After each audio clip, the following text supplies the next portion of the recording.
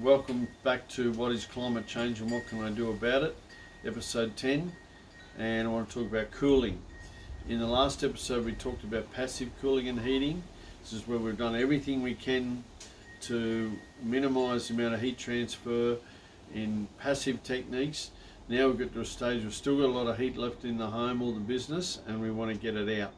Now the cheapest way to the cheapest appliance, if you will, equipment to use to manage heat is a fan. It probably costs you about 2 cents an hour depending on the size, I guess, but very cheap.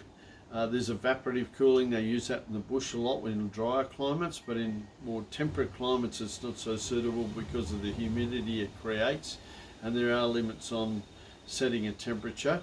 But having said that, the most common form of cooling these days is using vapor compression technology, split systems, reverse cycle split systems.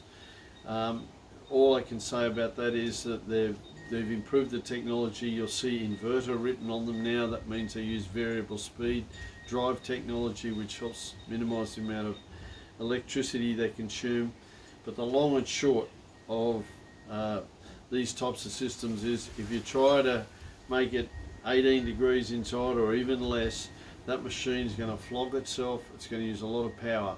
Whereas if you can set it on 21 or even 22 degrees, that machine will use about a third of the amount of power that it would have at the lower setting, because it can get to a place, whereas at 18 degrees and down and it's 40 degrees outside, it's never going to get there. It wants to get there and it's drawing more and more current and it can't do it. So I suggest that, and also to look at where your equipment's set up. So if your outside part of the unit is next to a wall or right in the sun, think about shielding it so you can get the heat away. I've found many applications where here's a unit trying to dispense of the heat, the evaporator section, and it can't, in a sense, because as soon as it comes out the heat's there to blast it back in again. So look for those types of things as well.